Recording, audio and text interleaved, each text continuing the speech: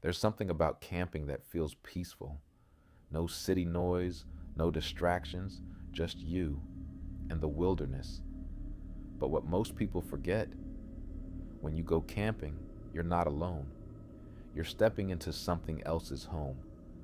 And sometimes it doesn't like visitors.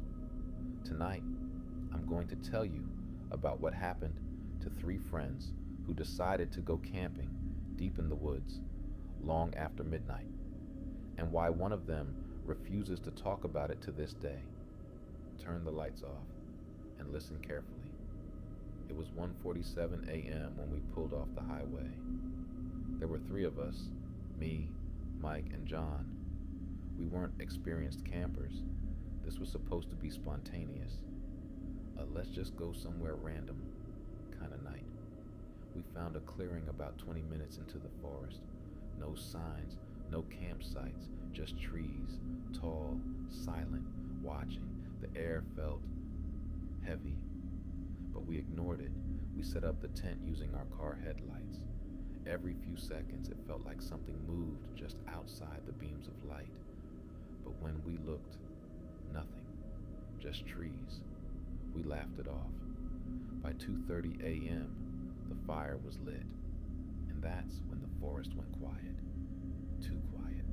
No crickets, no wind, nothing. At exactly 3:12 a.m., we heard it. A single knock, not on wood, not on a tree, on metal, our car. We all froze. Mike whispered, "Did you hear that?" Before anyone could answer knock, this time louder, from the side of the car. John stood up slowly and grabbed his flashlight. He shined it toward the vehicle.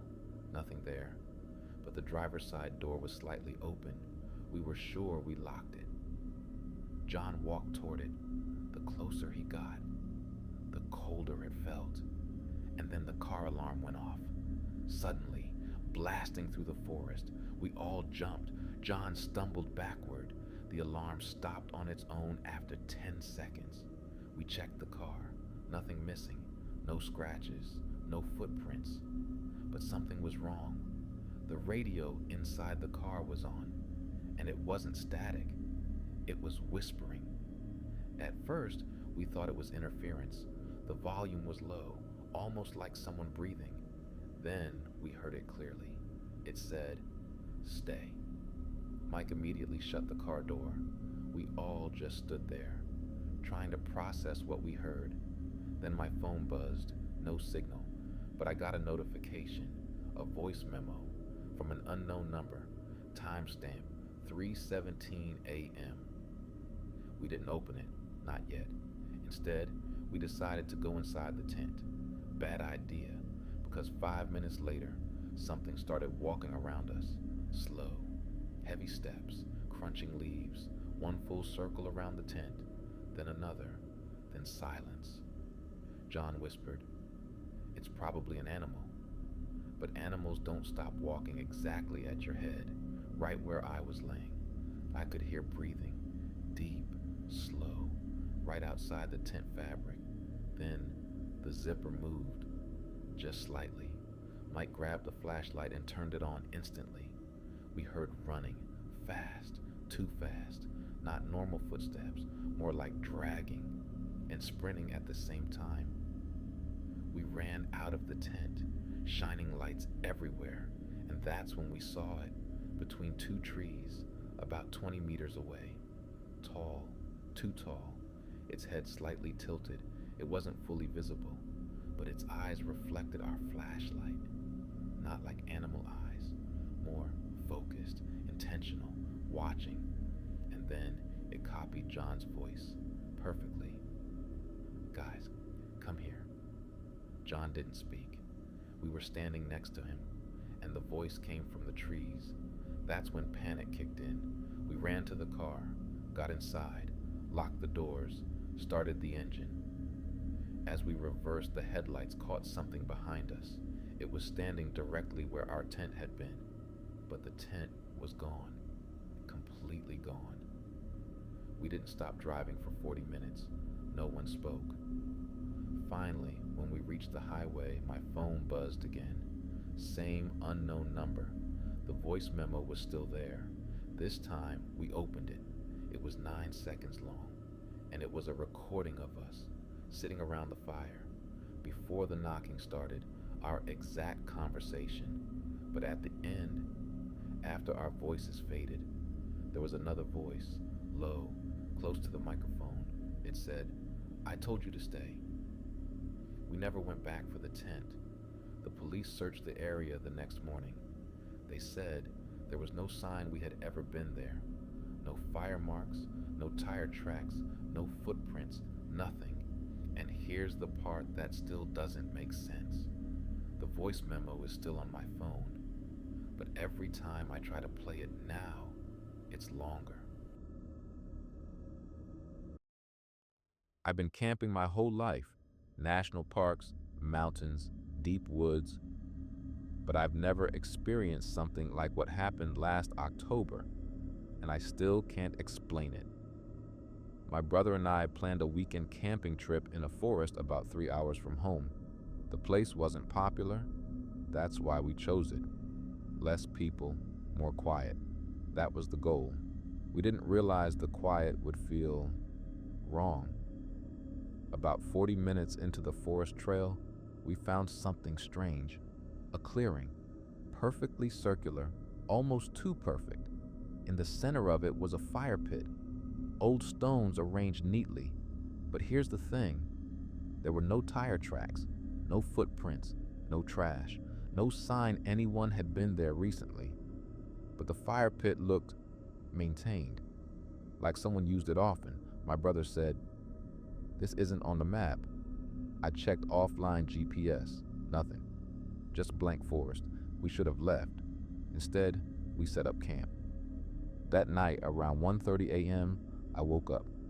Not to a sound, but to warmth. Too much warmth. I opened my eyes. The tent was glowing orange.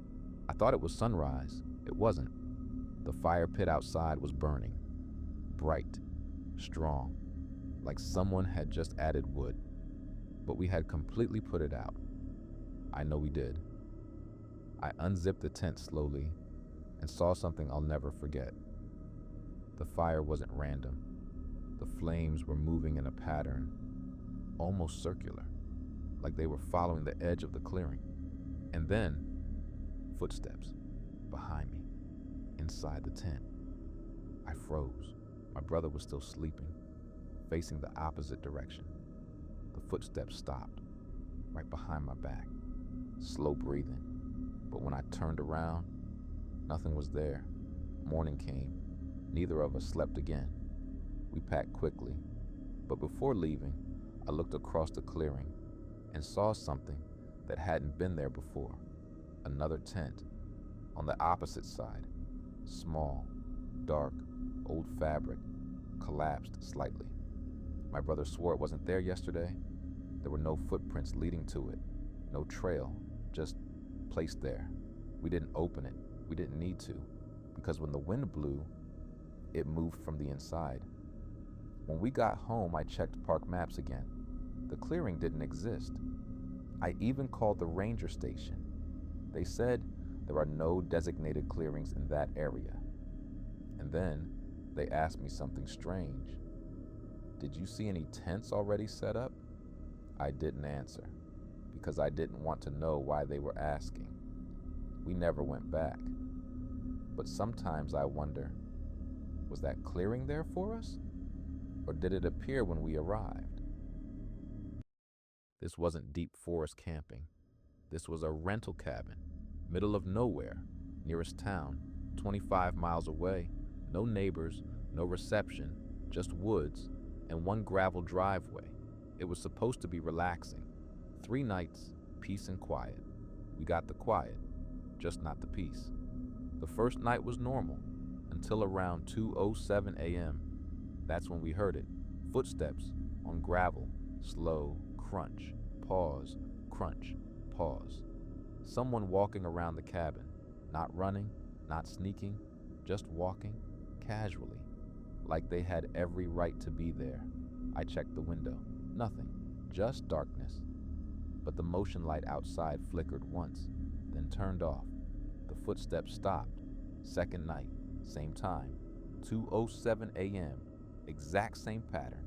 Crunch, pause, crunch, pause. This time it circled the cabin, once, then twice. Then it stopped directly outside the bedroom wall. I could hear breathing, not loud, but steady, controlled. I grabbed my flashlight and went outside. Nothing there, no footprints. The gravel was undisturbed. And here's the part that bothered me most. The air felt warmer near that wall, like someone had been standing there for a long time. On the third night, I set up my phone to record through the window. At 2:07 a.m., the footsteps started again. I didn't look outside. I waited. The steps circled, then stopped, right in front of the window. The curtain moved slightly, but there was no wind. The breathing started again, right outside the glass. Then the footsteps walked away. Morning came. I checked the recording, and my stomach dropped. The camera caught movement, but not a person. The shadow was too tall, and it didn't walk normally. It shifted, like it was adjusting its height, and at one point, it leaned toward the window, its face almost touching the glass, but there was no face, just darkness. We left that morning, didn't stay the third night. When we returned the keys, the owner looked confused. He asked, "You guys heard it too?" I asked him what he meant. He said every guest mentions footsteps at exactly 2:07 a.m. He says it's probably animals. But animals don't walk in perfect circles, and they don't stop directly outside bedroom walls. I asked if he's ever seen it. He didn't answer. He just said, "It doesn't come inside." I'm not sure if that was meant to comfort me or warn me.